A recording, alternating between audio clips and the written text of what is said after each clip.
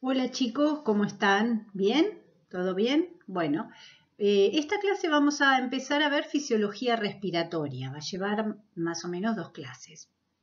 Ustedes ya saben que nuestras células producen la mayoría del ATP que necesitan mediante la fosforilación oxidativa, la cual requiere oxígeno.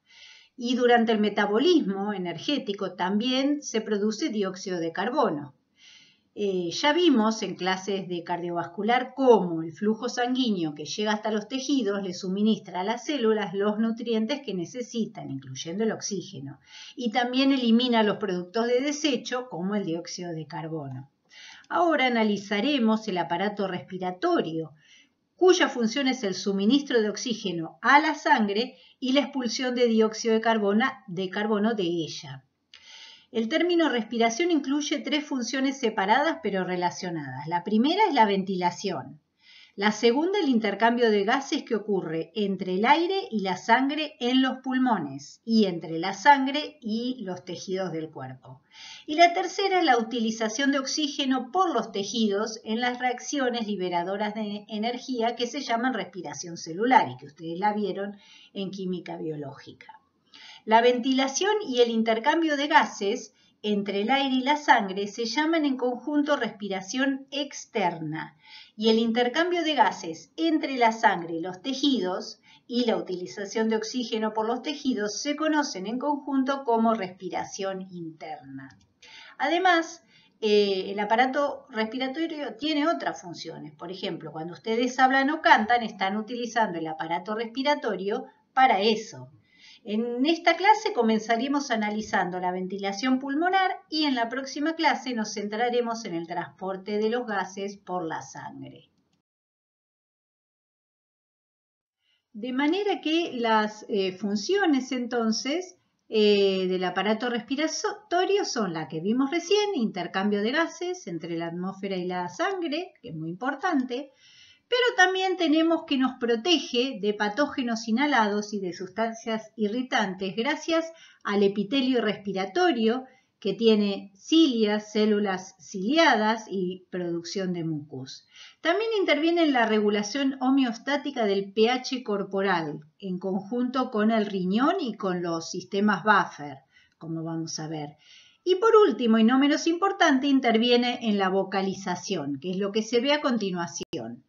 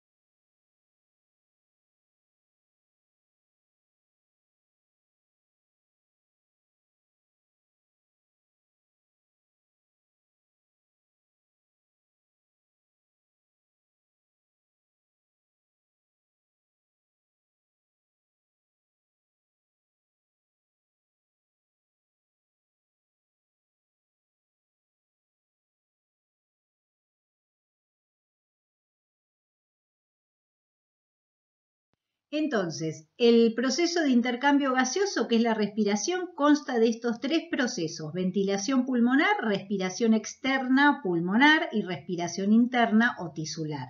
La ventilación pulmonar es un proceso mecánico que mueve aire hacia adentro y hacia afuera de los pulmones en los procesos de inspiración y expiración. Entra el aire y sale el aire.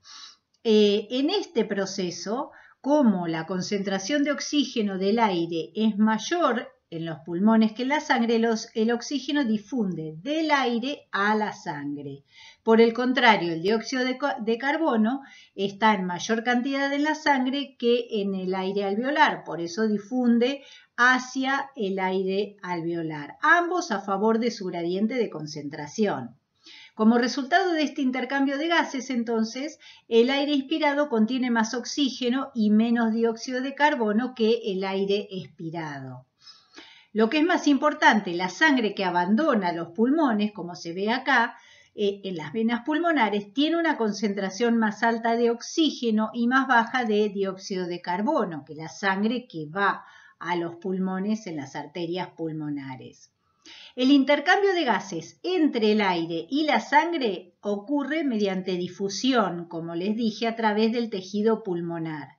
Esta difusión ocurre con mucha rapidez debido a que hay un gran área de superficie con la suma de todos los alvéolos pulmonares y además que la distancia de difusión es muy pequeña entre la sangre y los gases. Luego, en los tejidos va a ocurrir entonces la respiración interna y va a haber una difusión de ambos gases en un sentido o en el otro. Para el primer proceso, que es la ventilación pulmonar, necesitamos que entre y salga aire de los pulmones. El flujo de entrada y salida de aire de los pulmones está dirigido o es generado por los gradientes de presión creados por los músculos respiratorios cuando cambian el volumen de los pulmones. La relación entre presión y volumen sigue la ley de Boyle, que dice que para una cantidad dada de cualquier gas como el aire en un recipiente hermético, la presión es inversamente proporcional al volumen del recipiente, como se observa acá. Es decir, si el volumen del recipiente aumenta, la presión ejercida por el gas disminuye y si el volumen se reduce, la presión aumenta. Eso es la ley de Boyle para un gas ideal. Aunque los pulmones no son un recipiente hermético y por ello la ley de Boyle no se cumpliría de forma estricta, pero se producen en los pulmones cambios de presión en respuesta a los cambios de volumen. La fuerza conductora para el movimiento del aire es entonces la diferencia entre la presión atmosférica y la presión intraalveolar, es decir, la que se encuentra adentro de los alvéolos pulmonares. Como la presión atmosférica es constante, los cambios de la presión alveolar determinan la dirección del movimiento de aire.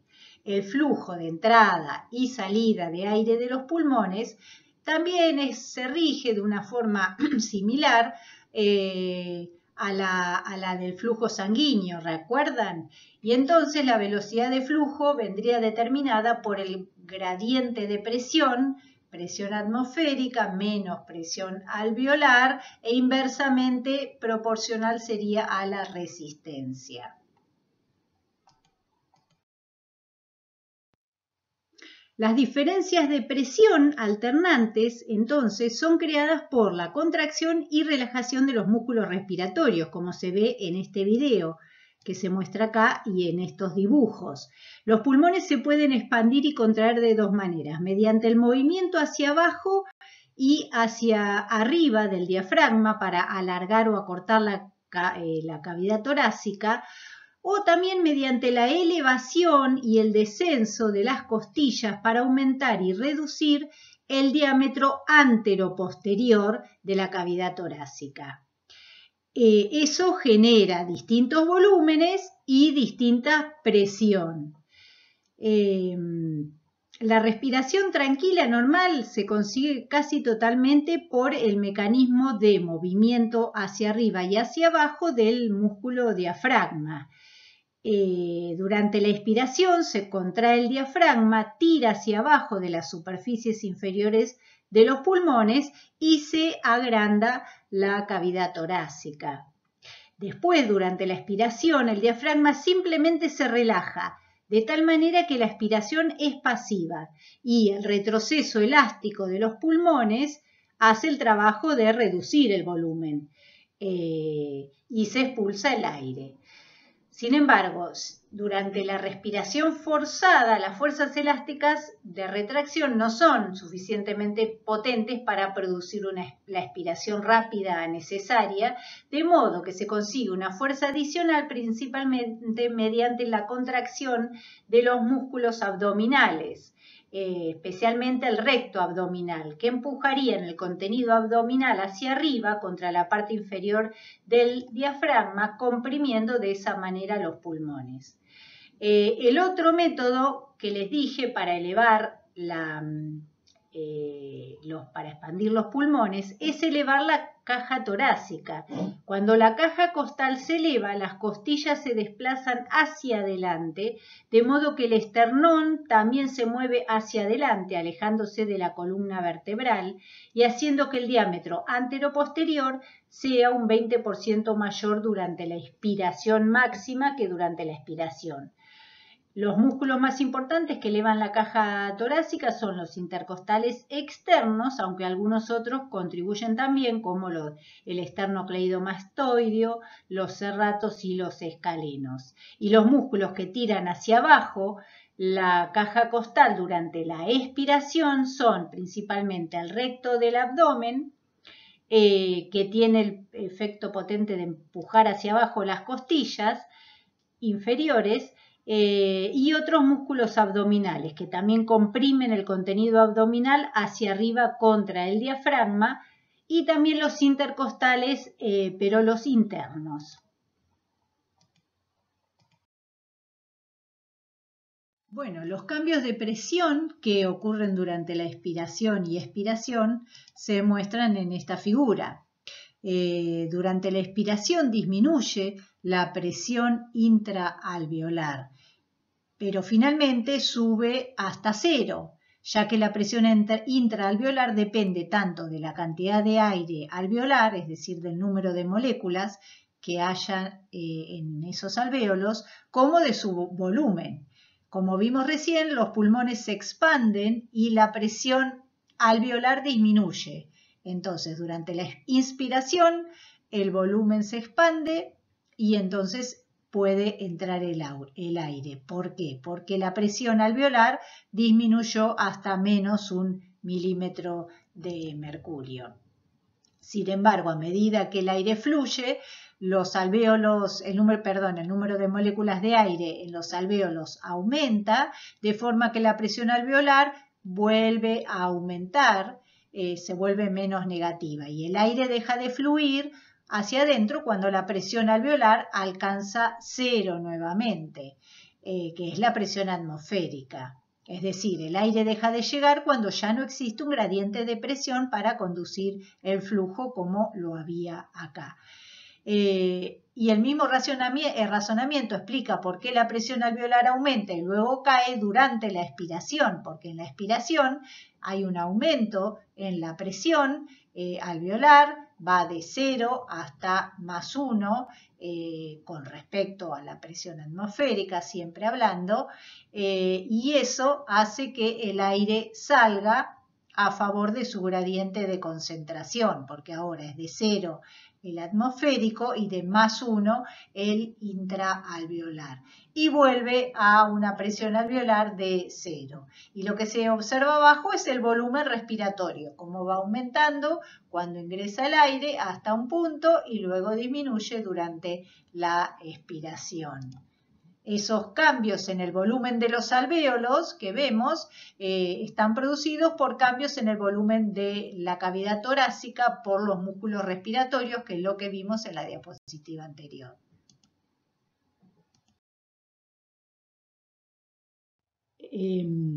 Bueno, recién vimos la presión que tiene que haber en los alvéolos para que entre o salga aire. Sin embargo, hay otras presiones que intervienen en el movimiento de entrada y salida de aire de los pulmones.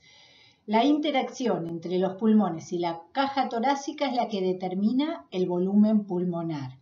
Los pulmones tienen tendencia a colapsarse debido a su retroceso elástico, porque vimos que eran elásticos. Y la pared torácica también tiene retroceso elástico, pero este retroceso es hacia afuera. En equilibrio, el retroceso elástico hacia adentro de los pulmones equilibra de manera precisa el retroceso elástico hacia afuera de la pared torácica. La interacción entre los pulmones y la pared torácica no se produce por una unión directa, sino a través del espacio intrapleural entre las pleuras visceral y parietal. El espacio intrapleural es lo que se ve acá en azul. Este espacio está ocupado por una pequeña cantidad de líquido pleural y es muy delgado. Como los pulmones y la pared torácica tiran el uno hacia el otro, el uno y el otro en direcciones diferentes, eso hace que la presión intrapleural disminuya, es decir, sea negativa, sea menor a la presión atmosférica. Es decir, el espacio intrapleural es un vacío relativo. Existen entonces 4 presiones principales relacionadas con la ventilación. La presión atmosférica, que es de 760 milímetros de mercurio a la altura del mar. Después tenemos la presión intraalveolar, que es la presión adentro de los alvéolos.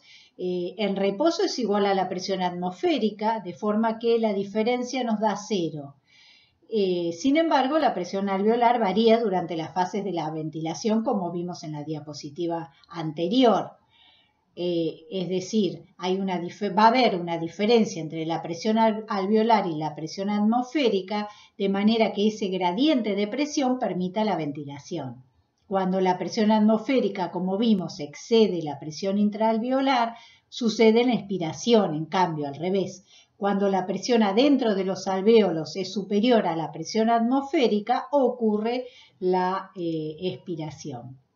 La presión intrapleural, que es la que está adentro de lo celeste o azul, no sé cómo lo ven, o acá también, adentro del saco pleural, siempre es menor que la presión intraalveolar, es decir, de adentro de los alvéolos, y siempre es negativa. Fíjense acá, está a menos 4 milímetros de mercurio en relación a 0 y en relación a la atmosférica, que consideramos 0, digamos. No hay diferencia entre la intraalveolar con la atmosférica. Y hay además una diferencia entre la presión en los alvéolos y la presión adentro de la pleura, que se denomina presión transpulmonar. Es decir, la presión transpulmonar sería de 4 milímetros de mercurio acá, y es la diferencia entre la presión intrapleural y la intraalveolar. Esta presión transpulmonar es una medida de la fuerza de distensión a través de los pulmones, de forma que un aumento de la presión transpulmonar crea una mayor presión de distensión en los pulmones y estos se expanden.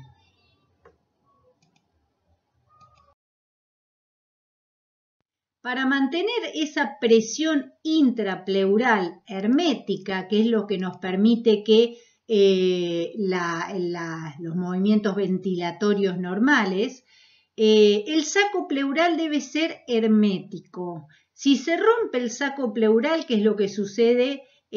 Bueno, acá se muestra un cuchillo. Ante cualquier lesión que rompa la pleura, por ejemplo, sería una herida perforante en el pecho, se pierde esa presión intrapleural negativa porque se equilibra con la atmosférica. Entonces lo que ocurriría es que los pulmones se retraerían, porque recuerden que son elásticos y tienden a retraerse. Fíjense las flechas, cómo tiran los pulmones hacia adentro y la caja costal hacia afuera. Así se produce un cuadro que se llama neumotórax, que entra aire en el espacio intrapleural y que es bastante peligroso. Otros factores que afectan la ventilación pulmonar es la tensión superficial. La tensión superficial, obviamente, en este caso del líquido que recubre a los alvéolos. La tensión superficial la deben haber visto ustedes o la deben haber estudiado en física. o fisicoquímica, y además la experimentan cada vez que hacen una pompa de jabón, por ejemplo, o cuando ven sobre una pileta un mosquito flotando con sus patas, flotando arriba del agua sin hundirse. La tensión superficial es una medida de la fuerza que actúa para mantener unidas las moléculas de la superficie de un líquido en una interfase aire-líquido, como la que ocurre en el alvéolo. Tenemos una interfase aire-líquido. Cuanto mayor sea la tensión superficial, más trabajo será necesario para extender el líquido. La tensión superficial de los pulmones está causada por la superficie de contacto entre el aire y el líquido, y este está formado por el líquido que reviste la superficie interna de los alvéolos. Durante la respiración se debe superar esa tensión superficial para expandir los alvéolos durante cada inspiración. Cuando el tejido pulmonar se expande, obviamente lo hacen los alvéolos. Por tanto, cuando los pulmones se expanden, se necesita trabajo no solo para estirar el tejido elástico, sino también para aumentar esa área de superficie de la capa líquida. Por consiguiente, la tensión superficial del líquido actuaría para disminuir la distensibilidad pulmonar. De acuerdo con la ley de Laplace, la presión creada por la tensión superficial debe ser mayor o es mayor en un alvéolo de menor tamaño que el del mayor tamaño, debido al radio. Entonces, el alvéolo de menor tamaño tiende a colapsarse y a enviar el aire al alvéolo de mayor tamaño. Sin embargo, si le agregamos al líquido alveolar alguna sustancia de propiedades detergentes, que se llama surfactante pulmonar, esto disminuiría la tensión superficial en los alvéolos. Bueno, de hecho eso es lo que pasa. Los neumocitos de tipo 1, de tipo 2, secretan el surfactante pulmonar, esta especie de detergente, en el líquido que reviste a todos los pulmones. Entonces ahora las moléculas de agua van a estar intercaladas con moléculas de surfactante. Y de esta forma el surfactante interfiere con la formación de los enlaces puentes de hidrógeno entre las moléculas de agua. Estos enlaces puentes de hidrógeno es lo que generan la fuerza que mantiene unidas las moléculas de agua en la superficie del líquido, y lo que hay que superar cuando uno quiere insuflar un alvéolo. La capacidad del surfactante para disminuir la tensión superficial mejora a medida que los alvéolos disminuyen de tamaño durante la expiración. Esto se debe a que las moléculas de surfactante se concentran más a medida que los alvéolos disminuyen de tamaño, de tal manera que el surfactante evita que los alvéolos se colapsen durante la expiración, como podría predecirse a partir de la ley de Laplace que le comenté. Bueno, otros factores que afectan la ventilación pulmonar son los que ven ahí en verde. La distensibilidad y elasticidad de los pulmones es uno de ellos. Ya vimos que los pulmones eran elásticos y que se retraían después de estirarse. Una medida de esta facilidad con la que pueden estirarse se llama distensibilidad y se define como el cambio de volumen pulmonar que resulta de un cambio dado en la presión transpulmonar. Una gran distensibilidad pulmonar es una ventaja, ya que se necesita un menor cambio en la presión transpulmonar para hacer ingresar un volumen dado de aire, por lo que se requiere menor trabajo o contracción muscular. Esa distensibilidad pulmonar depende de la elasticidad de los pulmones y de la tensión superficial del líquido que reviste los alvéolos. Y los pulmones son elásticos gracias a la presencia de fibras elásticas del tejido conjuntivo. Las fuerzas ejercidas por estas fibras suelen oponerse a la expansión pulmonar, porque cuando los pulmones se estiran, las fibras tienden a retraerse. Cuando la distensibilidad pulmonar disminuye, los músculos respiratorios deben hacer un mayor esfuerzo para expandir los pulmones a un volumen dado. Y la distensibilidad se ve disminuida si el tejido pulmonar se engruesa, se hace más grueso, como cuando hay una cicatriz en la tuberculosis, por ejemplo, o si disminuye la producción de surfactante pulmonar, que es lo que ocurre en el síndrome de dificultad respiratoria del lactante. Y otro de los factores que afectan también la ventilación pulmonar es la resistencia de las vías aéreas. La resistencia de las vías respiratorias es análoga a la resistencia periférica total que vimos en la fisiología cardiovascular. Está determinada principalmente por la resistencia de las vías respiratorias individuales de cada segmento y se ve muy afectada por los cambios del radio en cada uno de estos segmentos. Si el radio disminuye, obviamente la resistencia aumenta. En los pulmones sanos la resistencia al flujo del aire es baja porque los radios de los tubos de la zona conductora son bastante grandes, como son los de la tráquea y los de los bronquios.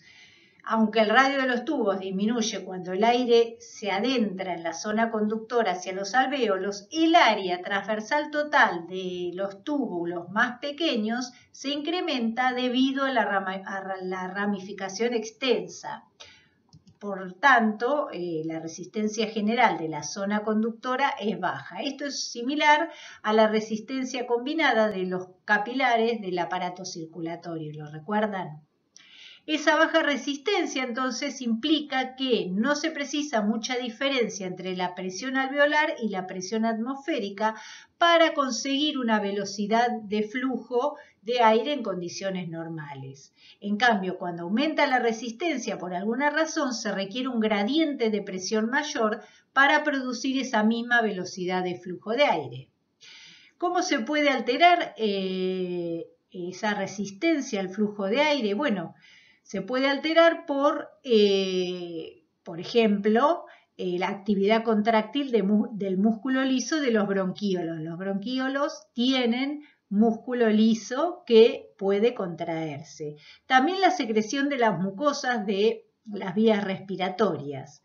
Cuando el músculo liso de los bronquíolos se contrae, entonces decimos que hay broncoconstricción y eso incrementa la resistencia. La contracción de ese músculo liso está sujeta tanto a control extrínseco por señales neurales y hormonales como mediante un control intrínseco, es decir, mediadores químicos locales.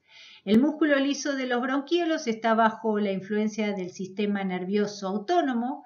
La estimulación simpática hace que el músculo liso se relaje, aumentando el radio de los bronquíolos, es decir, provocando broncodilatación, mientras que la estimulación parasimpática provoca broncoconstricción. También localmente, durante las reacciones alérgicas, por ejemplo, se producen sustancias químicas que provocan la constricción del músculo liso, ocasionando broncoconstricción. Otra sustancia química importante que afecta localmente el radio de los bronquíolos es el dióxido de carbono. Cuando hay mucho dióxido de carbono, los bronquíolos se dilatan, mientras que cuando la presión de dióxido de carbono es baja, los bronquíolos se contraen. Y además, la resistencia de las vías respiratorias puede aumentar con muchas patologías. Una de ellas es el asma. En el asma hay un incremento de la resistencia de las vías respiratorias provocado por contracciones de tipo espástico del músculo liso de los bronquíolos, es decir, hay broncoconstricción. Y además se puede producir un aumento en la secreción de moco e inflamación de la pared de los bronquíolos, lo que empeora la situación. Algunas patologías afectan el volumen de aire de los pulmones o también pueden afectar la velocidad del flujo de entrada o del flujo de salida de aire a los pulmones. Por eso es que a veces se evalúa la función pulmonar y esto se hace por una técnica conocida como espirometría. Esto que se ve acá es un espirograma luego de hacer la espirometría. En reposo los alvéolos contienen un volumen de aire a presión atmosférica que es igual a la capacidad funcional residual, que es este volumen, esta capacidad es la suma de estos dos volúmenes que vamos a ver ahora. El volumen corriente es lo que se ve acá, es la cantidad de aire que sale y entra en cada movimiento respiratorio, es decir, en una inspiración entran 500 mililitros y en una expiración salen 500 mililitros, en reposo obviamente. La ventilación minuto o volumen respiratorio minuto es la cantidad de aire nuevo que pasa hacia las vías respiratorias cada minuto. Y la frecuencia ventilatoria alveolar es el volumen de aire nuevo por minuto que llega a la zona respiratoria. Tenemos unos volúmenes específicos que tenemos que analizar, además del volumen corriente. Tenemos un volumen de reserva inspiratorio que luego de hacer una inspiración profunda es posible inspirar más de esos 500 mililitros. Este aire adicional que se puede inspirar es el volumen de reserva inspiratorio y es de alrededor de 3.100 mililitros en un hombre adulto promedio y de 1.900 mililitros en una mujer adulta promedio. De tal manera que ese sería el volumen de reserva inspiratorio. También tenemos un volumen de reserva expiratorio, que es el volumen adicional luego de hacer una inspiración normal y una expiración forzada, y es de 1.200 mililitros en hombres y 700 mililitros en mujeres. El volumen de aire que queda en los pulmones tras una expiración máxima es el volumen residual y está en alrededor de 1.200 mililitros, que sería este volumen que se ve acá. Luego tenemos que definir las capacidades pulmonares, que son la suma de dos o más volúmenes pulmonares. Y así tenemos la capacidad inspiratoria, que es el volumen máximo de aire que puede inspirarse al final de una expiración en reposo. Y es la suma del volumen corriente y el volumen de reserva inspiratorio. Ronda en alrededor de 3.500, 3.600 mililitros. La capacidad vital es el volumen máximo de aire que puede expirarse, o sea, eliminarse tras una inspiración máxima y luego la expiración. Es la suma del volumen corriente, del volumen de reserva inspiratorio y el volumen de reserva expiratorio. Esa sería la capacidad vital. Ronda en alrededor de 4.500, 4.800 mililitros. La capacidad residual funcional es la que ya les dije, es el volumen de aire que queda en los pulmones al finalizar una expiración corriente y equivale al volumen de reserva expiratorio más el volumen residual y está en alrededor de 2.400 mililitros. Y la capacidad pulmonar total es lo que se ve acá, es la suma del volumen corriente y del volumen residual y ronda los 5.700 a 6.000 mililitros. Acá abajo tienen los volúmenes que les voy diciendo y las capacidades pulmonares.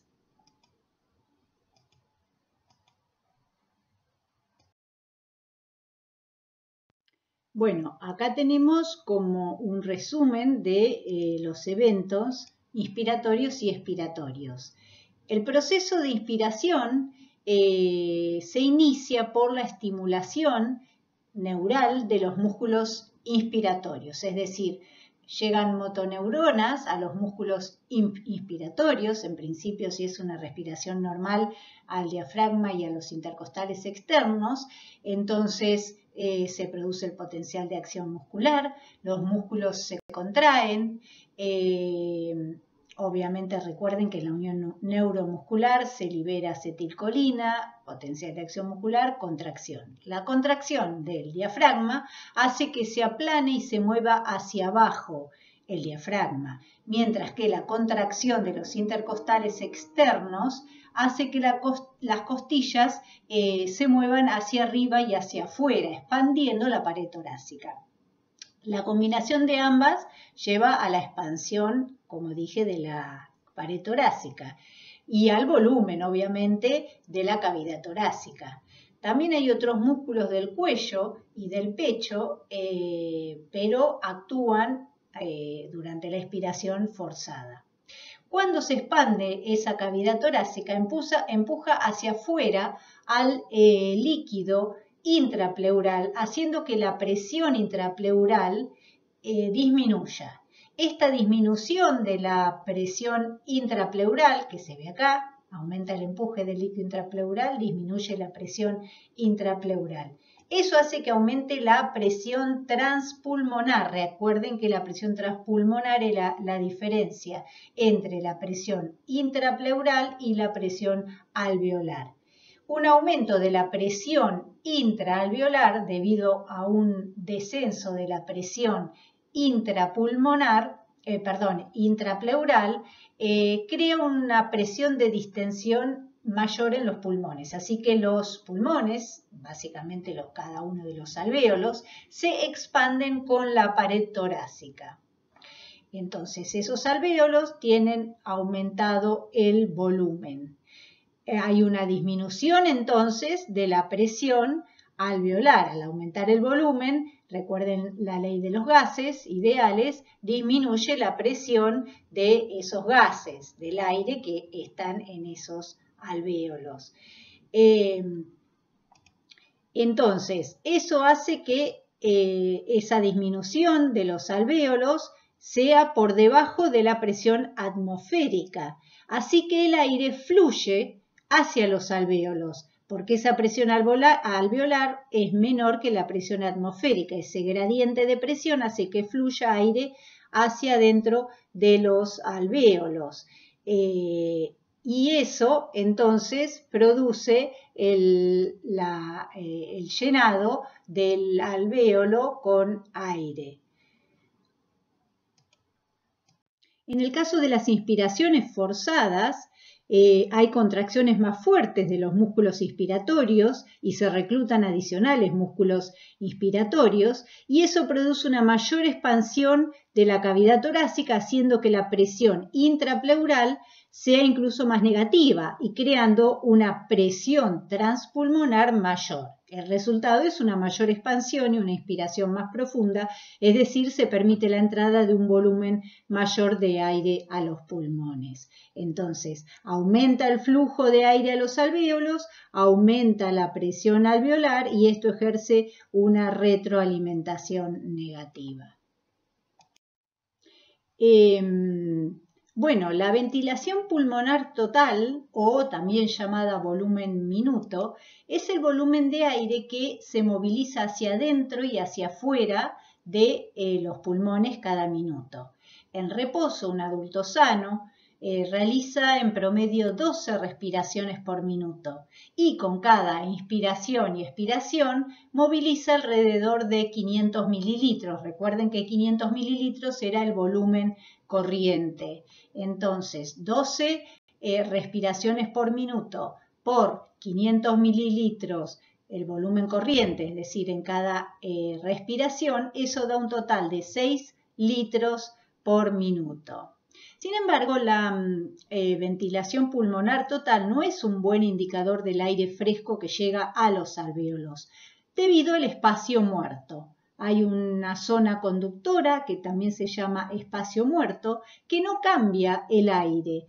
Cuando hay expiración se elimina aire con mayor proporción de dióxido de carbono y cuando vuelve a haber una inspiración hay una parte de aire viejo que queda en la zona conductora. Entonces, solo una parte del aire respirado participa realmente en el intercambio gaseoso. Como se ve en la expiración, entra aire fresco, que sería el azul, pero hay una parte que ha quedado en las zonas conductoras y que era aire viejo, aire con mayor proporción de dióxido de carbono.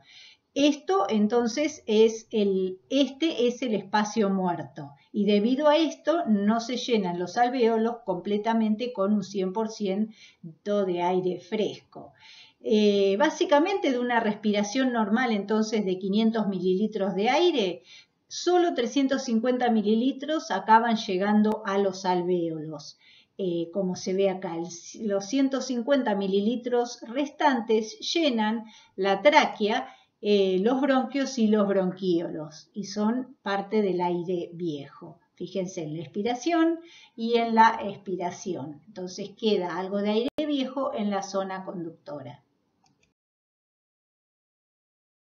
Bueno, ahora analicemos la ventilación minuto-alveolar analizando, por ejemplo, los efectos del ejercicio sobre la misma.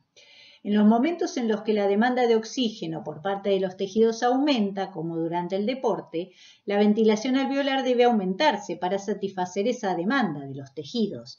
Y se puede aumentar incrementando el volumen corriente o incrementando la frecuencia respiratoria o ambas. Como se observa en la tabla, es más eficiente aumentar la ventilación mediante el incremento del volumen corriente que mediante el incremento de la frecuencia respiratoria. ¿Por qué? Porque cuando aumenta la frecuencia respiratoria, el volumen del espacio muerto se elimina de forma efectiva en cada respiración adicional. Sin embargo, cuando el volumen corriente aumenta, el incremento total del volumen por encima del volumen del espacio muerto se añade al aire fresco alcanzando los alvéolos. Para eso tienen que, fíjense, cuando se mantiene el volumen corriente y cuando se cambia la frecuencia respiratoria, lo que pasa con la ventilación minuto-alveolar, y cuando se mantiene la frecuencia respiratoria y se cambia el volumen corriente, van a ver que es mucho más efectiva, mucho mayor la ventilación minuto-alveolar. Acá tienen habituales en fisiología respiratoria y la definición. Los leen tranquilos ustedes, pero por ejemplo, apnea es el cese temporal de la respiración. Disnea es la respiración dificultada o forzada. Hiperventilación es el estado en el que la ventilación excede la demanda metabólica del organismo, es decir, están ventilando en exceso y no de acuerdo a lo que requiere el organismo. Y al revés, hipoventilación es el estado en el que la ventilación es insuficiente para alcanzar la demanda metabólica del organismo. Pero después también tenemos, por ejemplo, hipercapnia, que ya habla del dióxido de carbono en la sangre, en el caso de hipercapnia, un exceso, y de hipocapnia, una deficiencia de dióxido de carbono. La hipoxia ya la vimos cuando vimos sangre, es deficiencia de oxígeno en los tejidos.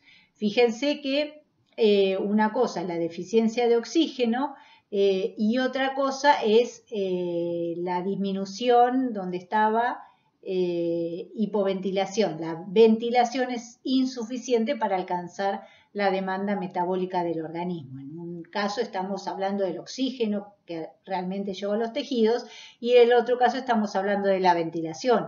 Obviamente la hipoventilación puede llegar a hipoxia en los tejidos. Bueno, esto para que sepan algunos términos habituales. Bueno, acá se ve el flujo sanguíneo a través de los pulmones, ya lo habíamos hablado cuando vimos cardiovascular, hay una circulación menor a través de los pulmones y la circulación mayor o sistémica, estamos hablando de los vasos sanguíneos.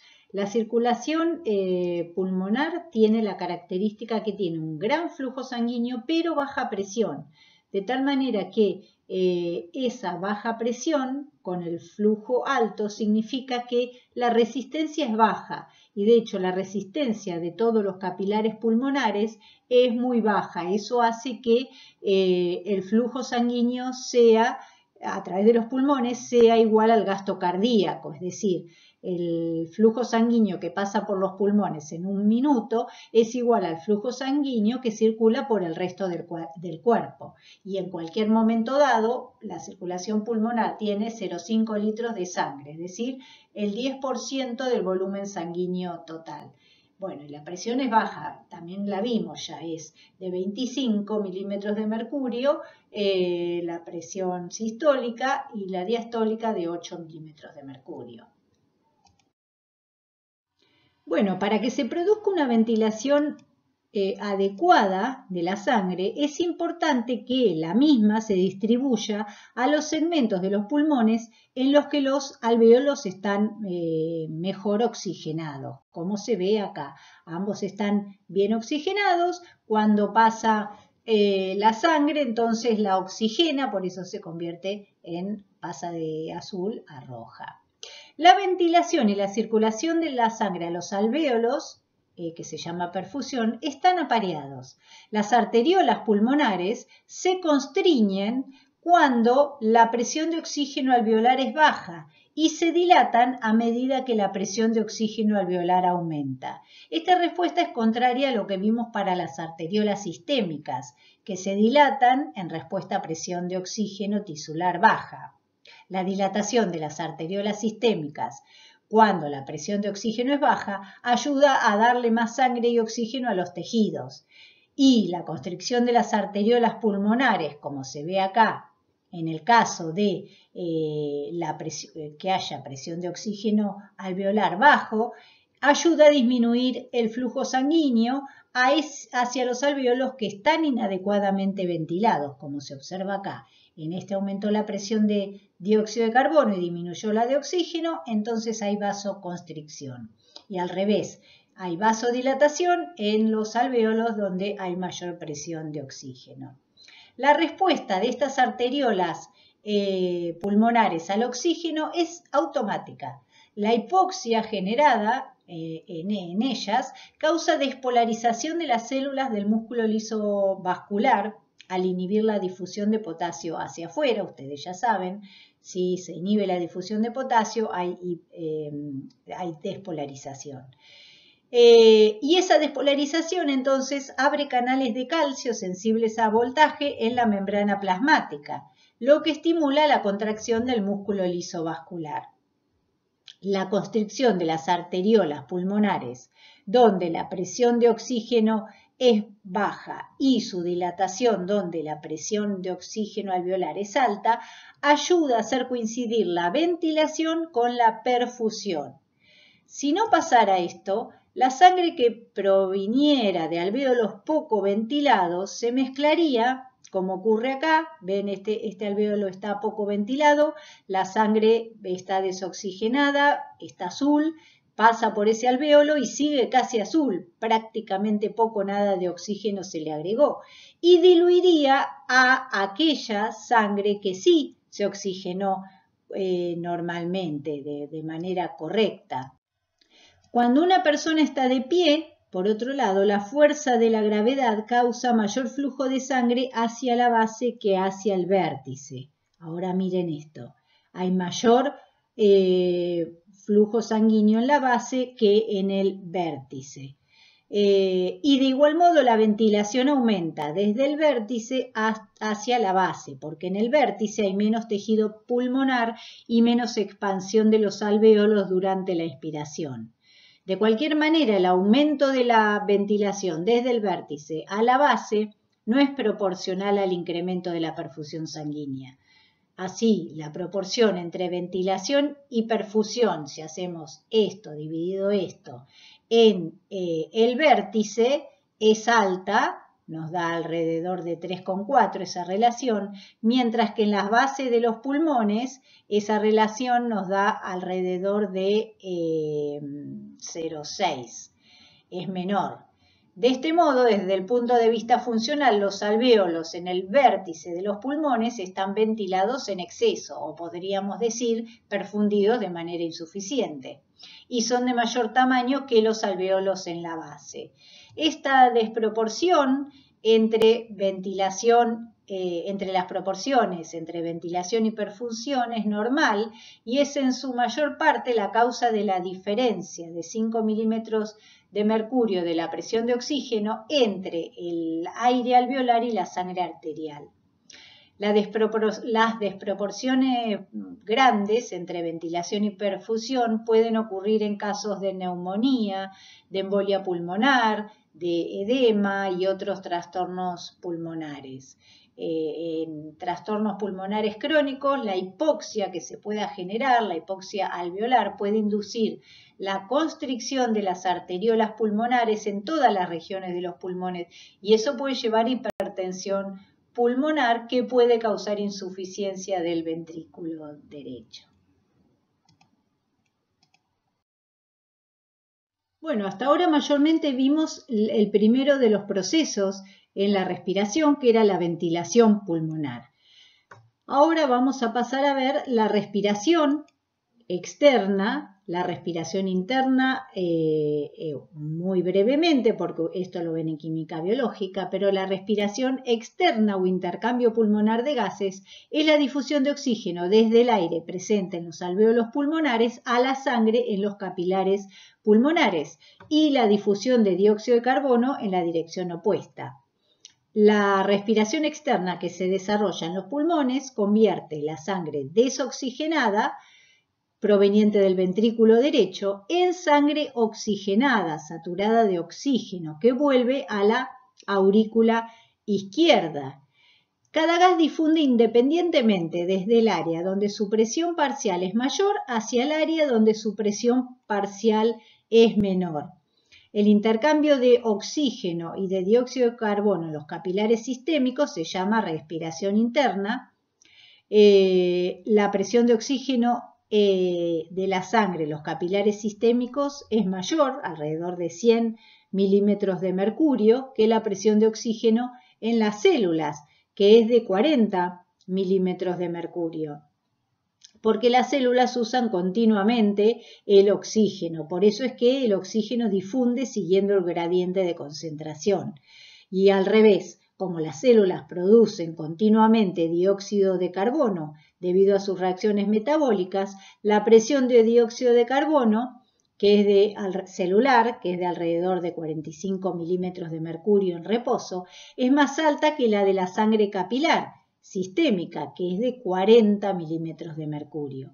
Como resultado, el dióxido de carbono difunde, siguiendo su gradiente de concentración, desde las células hacia los capilares sistémicos, hasta que la presión de dióxido de carbono en la sangre aumenta a 45 milímetros de mercurio. Antes de seguir, tienen que saber que recordar dos leyes, la ley de Henry y la ley de Dalton, que ya la deben haber visto en química, porque el intercambio de oxígeno y de dióxido de carbono entre el aire alveolar y la sangre pulmonar se produce por difusión pasiva, ya lo vimos, siguiendo su gradiente de concentración, y esta difusión depende del comportamiento de los gases. Sigue la ley de Dalton, que dice que cada gas en una mezcla de gases ejerce su propia presión como si fuera el único, y también sigue la ley de Henry, que dice que la cantidad de gas que se va a disolver en un líquido, a lo que a nosotros nos interesa en estas situaciones es el plasma, esa cantidad de gas que se va a disolver en el plasma es proporcional a la presión parcial de gas y a su solubilidad. Fíjense que acá tenemos los coeficientes de solubilidad. El dióxido de carbono es más de 20 veces mayor, más soluble, que el oxígeno, por ejemplo. Entonces, tiende a disolverse más fácil el dióxido de carbono que el oxígeno. Y fíjense estas situaciones. Primero, no hay oxígeno en la solución. Luego, el oxígeno empieza a disolverse de acuerdo a la presión parcial del oxígeno y al coeficiente de solubilidad. Y en el equilibrio vamos a tener una concentración en el aire y una concentración en el líquido. Lo que pasa que si tiene baja solubilidad, como es el caso del oxígeno, se van a ver solubilizado pocas moléculas. Fíjense el caso del dióxido de carbono, se solubilizan muchas más moléculas para la misma presión del gas, porque tenemos presión de oxígeno 100 milímetros de mercurio y presión de dióxido de carbono 100 milímetros de mercurio. Entonces, hay que tener en cuenta no solo la presión parcial del gas, sino también la solubilidad de ese gas en nuestro caso lo que nos interesa es plasma. Bueno, para mantener la homeostasis, el organismo debe obtener el oxígeno de la atmósfera y expulsar a ella el dióxido de carbono. En circunstancias normales, la ventilación alveolar satisface la demanda de los tejidos, es decir, que si el consumo de oxígeno y la producción de dióxido de carbono aumentan, la ventilación alveolar también lo hará. La sangre que entra en los capilares pulmonares es sangre sin oxigenar. Tiene una presión de oxígeno de 40 y una presión de dióxido de carbono de 46.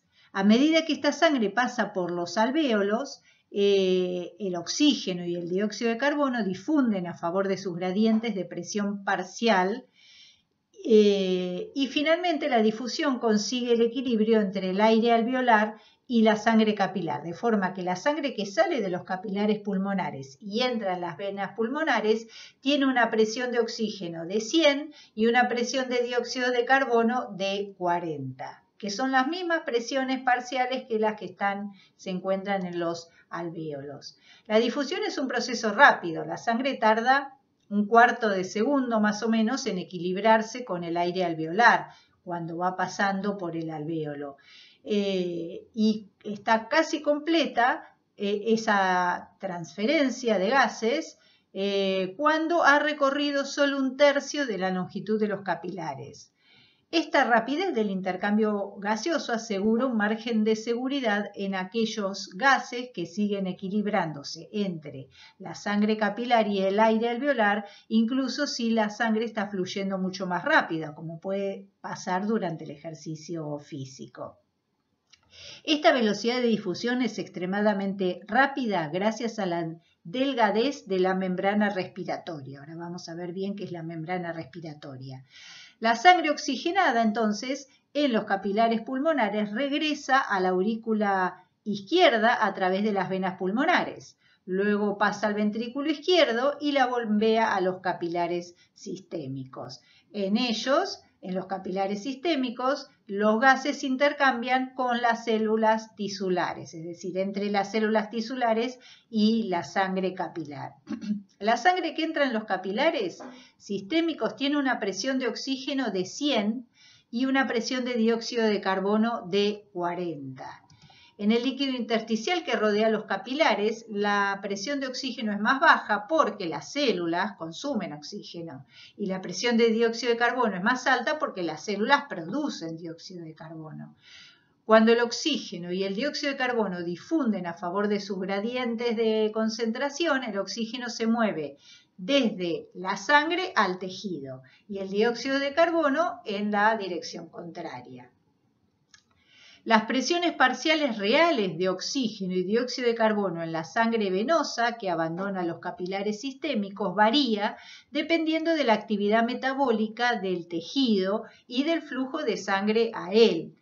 Durante el ejercicio físico intenso, por ejemplo, la actividad metabólica del músculo esquelético es alta en relación con su flujo de sangre y por tanto la presión de dióxido de carbono del líquido intersticial alrededor de ese tejido muscular será más baja la del oxígeno será más baja y la presión de dióxido de carbono será más alta que en otros tejidos menos activos.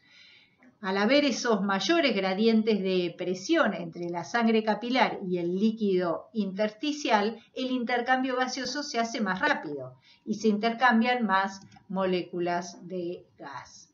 Entonces, acá pueden ver las distintas presiones parciales de oxígeno y de dióxido de carbono en los distintos segmentos del aparato circulatorio.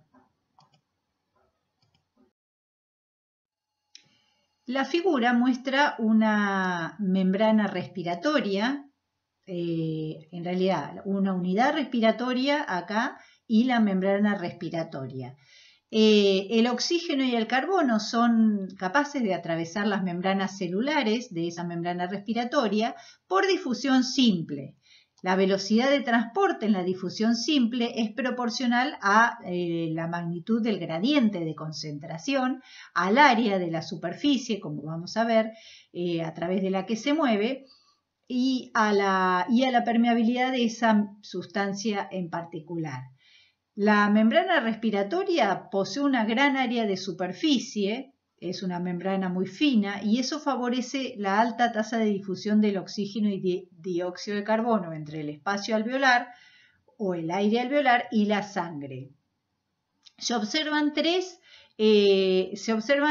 distintas capas de la membrana respiratoria. Una capa que acá no se ve, pero es una fina capa de líquido que tiene surfactante pulmonar que tapiza el alvéolo. Luego el epitelio alveolar, mayormente células tipo 1 del epitelio alveolar. Una membrana basal epitelial, un espacio intersticial delgado entre el epitelio alveolar y la membrana capilar, una membrana basal capilar, también ambas membranas basales de los dos epitelios están fusionadas, la membrana del endotelio capilar y entonces esas son los constituyentes de esa membrana respiratoria y son las capas que tienen que atravesar los gases. A pesar del número elevado de capas, el grosor global de esta membrana es de aproximadamente 0,6 milímetros. El diámetro medio de los capilares pulmonares es de solo aproximadamente 5 milímetros, lo que significa que los eritrocitos se deben comprimir para pasar a través de ellos. Por lo que habitualmente la membrana del glóbulo rojo toca la pared capilar, de modo que no es necesario que el oxígeno y el dióxido de carbono que la atraviesan toda esta membrana respiratoria también tengan que difundir en el plasma. Y eso aumenta la velocidad de la difusión. Acá no se ven glóbulos rojos, pero como les dije, ocupan casi la totalidad y están pegados a la membrana respiratoria. Los factores que determinan la rapidez con la que un gas atraviesa la membrana son la diferencia de presión parcial de gas entre los dos lados de la membrana, el área superficial de la membrana, el grosor de esa membrana, que hace a la distancia de difusión, y el coeficiente de difusión del gas, que tiene que ver con el peso molecular del gas y con la solubilidad de los gases en los líquidos en los que se disuelven. En el varón joven medio, la capacidad de difusión del oxígeno en condiciones de reposo es más o menos en promedio de 21 mililitros por minuto por milímetro de mercurio de presión de oxígeno. ¿Qué significa esto en términos funcionales? Que la diferencia media de presión de oxígeno a través de la membrana respiratoria durante una respiración tranquila normal es de 11 milímetros de mercurio. Si multiplicamos esta presión por la capacidad de difusión, da un total de aproximadamente 230 mililitros de oxígeno que difunden a través de esa membrana respiratoria cada minuto. Y eso es igual a la velocidad en la que el cuerpo en reposo utiliza el oxígeno. Obviamente, durante el ejercicio muy intenso u otras situaciones que hacen aumentar mucho el flujo sanguíneo pulmonar y la ventilación alveolar, la capacidad de difusión del oxígeno aumenta hasta llegar a 65 mililitros por minuto por milímetro de mercurio, que sería el triple de la de situación de reposo.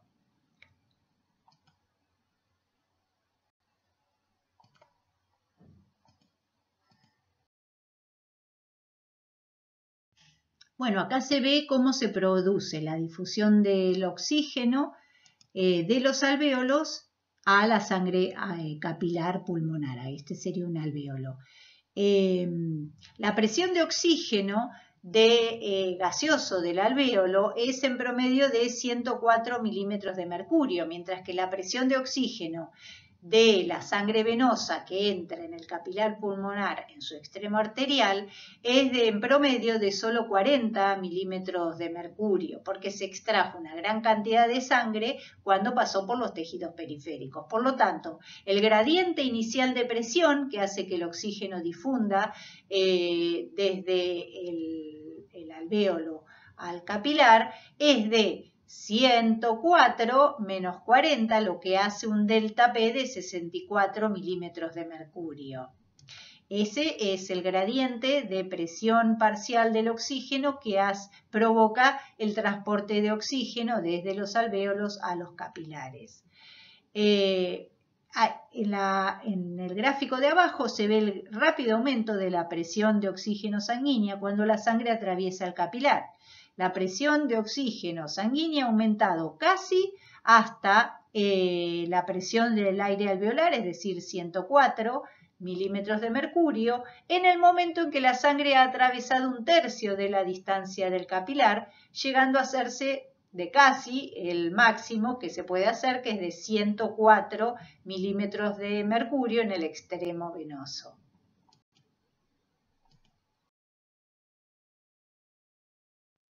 Cuando las células utilizan el oxígeno, prácticamente todo se convierte en dióxido de carbono y esto aumenta la presión de dióxido de carbono intracelular. Debido a esta elevada presión de dióxido de carbono de las células tisulares, el dióxido de carbono difunde desde las células hacia los capilares tisulares y después es transportado de vuelta es transportada la sangre hasta los pulmones. En los pulmones difunde desde los capilares pulmonares hacia los alvéolos y es expirado. Así, en todos los puntos de la cadena de transporte de gases, el dióxido de carbono difunde en una dirección exactamente opuesta a la que vimos recién para el oxígeno. Pero hay una diferencia importante entre la difusión del dióxido de carbono y la del oxígeno. El dióxido de carbono puede difundir aproximadamente 20 veces más rápido que el oxígeno. Por eso, las diferencias de presión necesarias para producir la difusión del dióxido de carbono son mucho menores que las diferencias de presión necesarias para producir la difusión del oxígeno. Esas presiones de dióxido de carbono son las siguientes. La presión de dióxido de carbono intracelular en los tejidos es de 46 milímetros de mercurio, mientras que la presión de dióxido de carbono en el intersticio de esas células es de 45 milímetros de mercurio, de manera que solo hay 1 milímetro de mercurio de diferencia. La presión de dióxido de carbono de la sangre arterial que entra en los tejidos tiene 40 milímetros de mercurio, es de 40 milímetros de mercurio. Y mientras que la presión de dióxido de carbono de la sangre venosa que sale de los tejidos tiene o es de 45 milímetros de mercurio. Así, la sangre capilar que llega a los tejidos,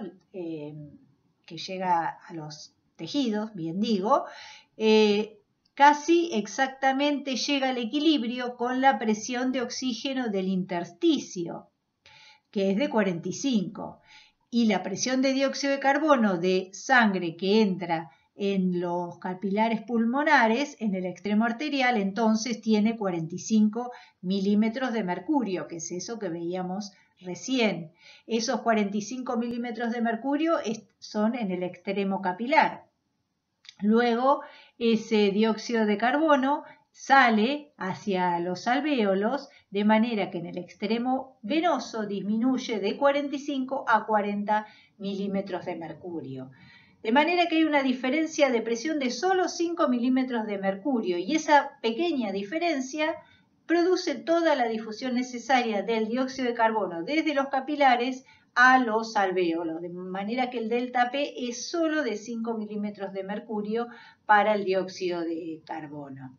Además, la presión de dióxido de carbono de la sangre capilar pulmonar disminuye hasta ser casi exactamente igual a la presión de dióxido de carbono alveolar, que es de 40 milímetros de mercurio, antes de que haya atravesado, eso es lo que se ve en este gráfico, más de aproximadamente un tercio de la distancia de los capilares. Este es el mismo efecto que se observó antes para la difusión del oxígeno, nada más que en este caso ocurre en la difusión en la dirección opuesta. De manera que ya cuando atravesó un tercio de esos capilares pulmonares, ya se produjo todo el intercambio de dióxido de carbono.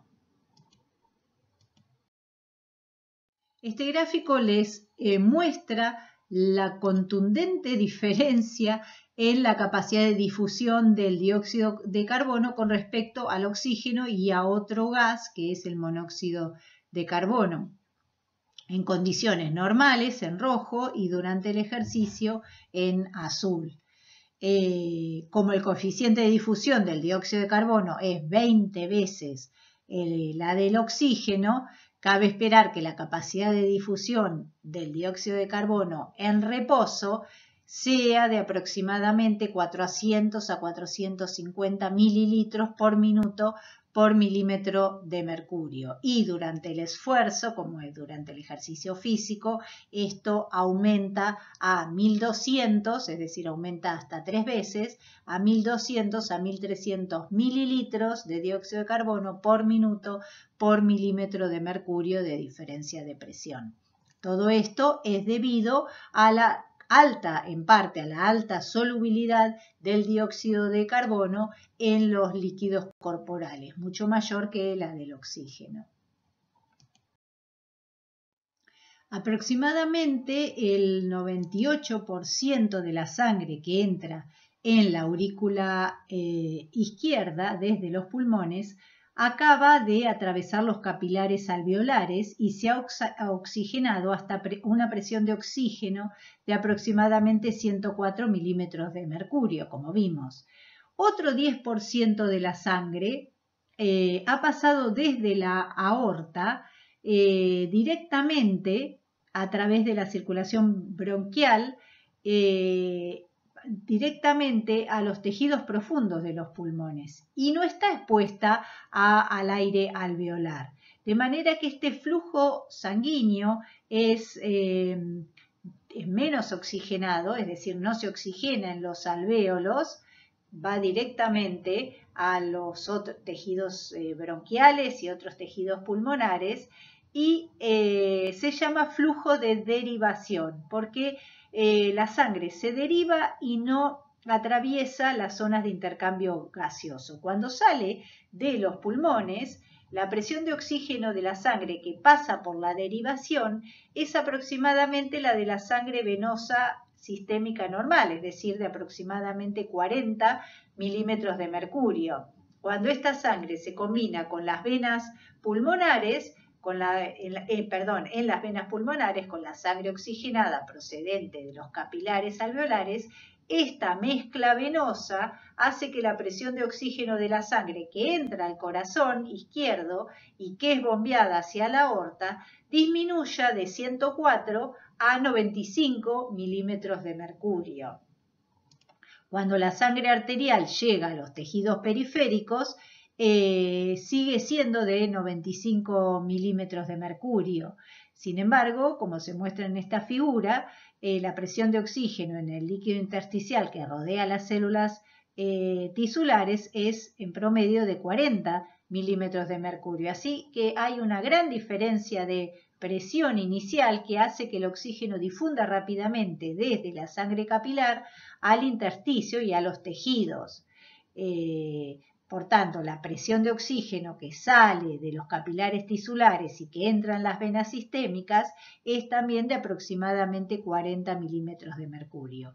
Esas presiones de oxígeno se ven bien en este gráfico, donde se ve 40 milímetros de mercurio de presión de oxígeno en la sangre venosa sistémica, cómo esa presión de oxígeno aumenta en los capilares pulmonares, cómo disminuye un poquitito de 104 a 95 cuando se mezcla con la sangre de derivación pulmonar, luego cómo se mantiene en 95 en la sangre arterial sistémica y cuando llega a los capilares sistémicos, que es donde se produce el intercambio gaseoso con las células de los tejidos, cómo disminuye drásticamente hasta llegar a 40 milímetros de mercurio y volvemos a la misma 40 milímetros de la sangre venosa sistémica.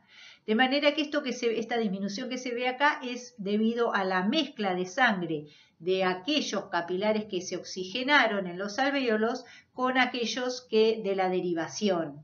Y eso hace disminuir la presión de oxígeno de 104 a 95, que es lo que le va a llegar al resto a los tejidos sistémicos.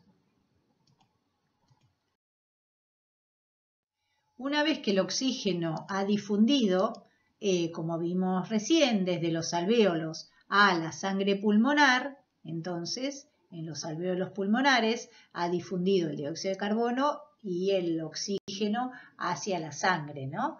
Es transportado hacia los capilares de los tejidos. Vamos a ver la próxima clase que está transportado casi totalmente está transportado casi totalmente con la hemoglobina de los glóbulos rojos, porque la presencia de hemoglobina en los glóbulos rojos permite que la sangre transporte de 30 a 100 veces más oxígeno de lo que podría transportar si fuera disuelto en el agua de la sangre. En las células, como vimos, de los tejidos, entonces, el oxígeno reacciona con varios nutrientes para formar grandes cantidades de dióxido de carbono.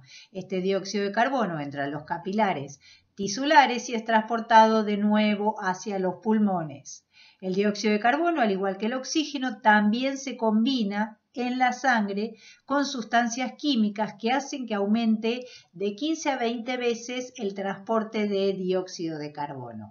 Pero ahora el transporte en sí por la sangre de los dos gases los vamos a ver la clase que viene. Así como también cómo hay sensores que detectan los niveles de los gases en sangre y del pH. Obviamente vamos a ver que intervienen centros de control nerviosos, estos están en el bulbo raquídeo y que van a ajustar la ventilación pulmonar de acuerdo a las necesidades o requerimientos de estos gases. Eso lo veremos la clase que viene. Bueno, nos vemos en la clase que viene.